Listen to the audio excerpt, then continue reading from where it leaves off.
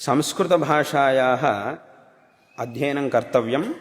अस्याः एका शैली वर्तते। अनया शैल्या संस्कृतभाषाव्यवहारः कर्तव्यः। तत्र बहवः किं कुर्वन्ति, संस्कारबलेन भाषान्तरे तत्तद्वाक्यानि यथा प्रयुज्यन्ते तथा प्रयुञ्जते। बहवः शब्दाः, बहून् शब्दान् तथा प्रयुञ्जते।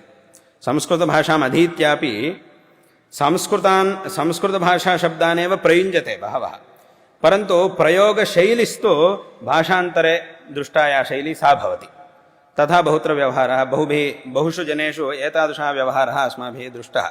परन्तु भाषापि शिक्षयितव्या, तत्र भाषाशब्दाः अपि अध्येतव्याः। एवं भाषायाः काचित् शैली वर्तते, तया शैल्या संस्कृतभाषाव्यवहारः कर्तव्यः। तत्र भाषान्तरेषु इत्युक्ते तत्र अर्थस्तु तत्र प्रत्यायनीयः अर्थः एक एव भवति, प्रतिपादनीयः अर्थः एक एव भवति, परन्तु प्रतिपादनार्थं या शैली तत्तद्भाषासु भवति ताम् अनुसृत्य वाक्यप्रयोगः अस्माभिः कर्तव्यः भवति। तत्र संस्कृतभाषायाः काचित् शैली वर्तते, प्रयोगे कश्चन प्रकारः अस्ति, सः प्रकारः अवश्यं ज्ञातव्यः। तत्र केचन एवं कुर्वन्ति, तत्र कांश्चन शब्दान् जानन्ति, अनन्तरम् इत्युक्ते भाषान्तरशैल्या संस्कृतभाषाशब्दानां प्रयोगः कदाचित् अध्ययनकाले शोभेत, अध्ययन अनन्तरं तु एतादृशरीत्या प्रयोगः नैव शोभते।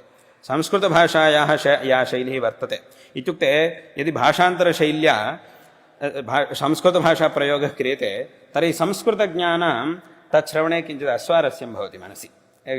तत्र कथमेवम् अनेन उच्यते, एवम् उच्यते खलु अनेन इति तत्र मनसि अस्वारस्यं भवति। अतः अस्याः भाषायाः या शैली वर्तते सापि अस्माभिः शिक्षयितव्या। तत्र एकम् उदाहरणं वक्तुमिच्छामि। तत्र केनचित् इदम् एकं वाक्यमेव, तत्र किमुक्तमस्ति, मम संस्कृतभाषा नागच्छति इति केनचित् प्रयोगः कृतः। इत्युक्ते अहं संस्कृतं न जानामि इति वक्तव्यम्।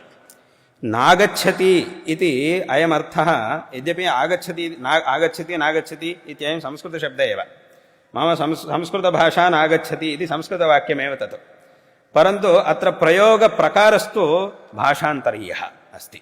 भाषान्तरे एतदर्थकः धातुः प्रयुज्यते, आगमनार्थकः धातुः भाषान्तरे प्रयुज्यते।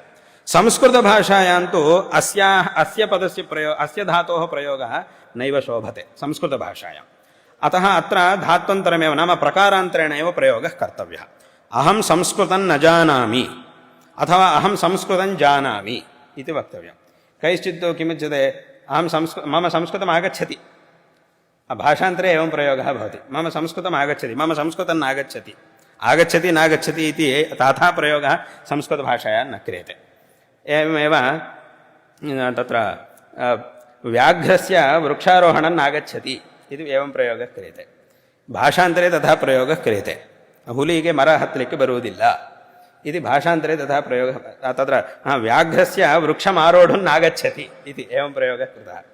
व्याघ्रस्य वृक्षमारोढुं नागच्छति, व्याघ्रಕ್ಕೆ ಮರ ಹತ್ತಲಿಕ್ಕೆ ಬರುವುದಿಲ್ಲ, ಆರೋಢುಂ ಹತ್ತುವುದಕ್ಕೆ ಬರುವುದಿಲ್ಲ, ನಾಗच्छति इति एतादृशः प्रयोगः भाषान्तरे शोभते, परन्तु संस्कृतभाषायाम् अनेन प्रकारेण प्रयोगः न कर्तव्यः। तत्र किं वक्तव्यं, व्याघ्रः वृक्षमारोढुं न शक्नोति इत्येवं। सा व्याघ्रो वा भवतु अन्यः कोऽपि भवतु, व्याघ्रः आरोहति वा न वा तदन्यत्, व्याघ्रो वा भवतु यत्किञ्चिदपि भवतु, यः कोऽपि भवतु, प्रयोगविषये मया उच्यते। प्रयोगप्रकारः कथम् आश्रयितव्यः, कथम् अवगन्तव्यः अस्माभिः इत्यस्मिन् विषये मया उच्यते। अतः संस्कृतभाषायाः काचित् शैली वर्तते, तयैव प्रयोगः कर्तव्यः इत्यपि अस्मिन् विषये सर्वैरपि अवहितैर्भाव्यम्। इत्युक्ते यद्यपि अध्ययनकाले कदाचित् एतादृशानि वाक्यानि अध्येतृमुखात् निस्सरेयुः अध्ययनकाले, परन्तु अध्ययन अनन्तरमपि इत्युक्ते मया इदं विशेषतः कुतः उच्यते इत्युक्ते तत्र लोके बहवः अस्माभिः संस्कृताध्ययनं कृतम् इति वदन्ति, परन्तु तेषां वाक्यप्रयोगस्तु एतादृशः दृश्यते। यदा तैः लेखनादिकं वा तत्र भाषणादिकं वा क्रियते तदानीं तेषां शैली प्रकारस्तु वाक्यप्रयोगप्रकारस्तु भाषान्तरसंस्कारानुसारी दृश्यते। अतः तथा मा भूत्, अस्याः यत् वैशिष्ट्यमस्ति तथैव तदनुसृत्यैव अस्याः भाषायाः शब्दाः प्रयोक्तव्याः इत्यस्मिन् विषयेपि सर्वैरपि अवहितैर्भाव्यम्।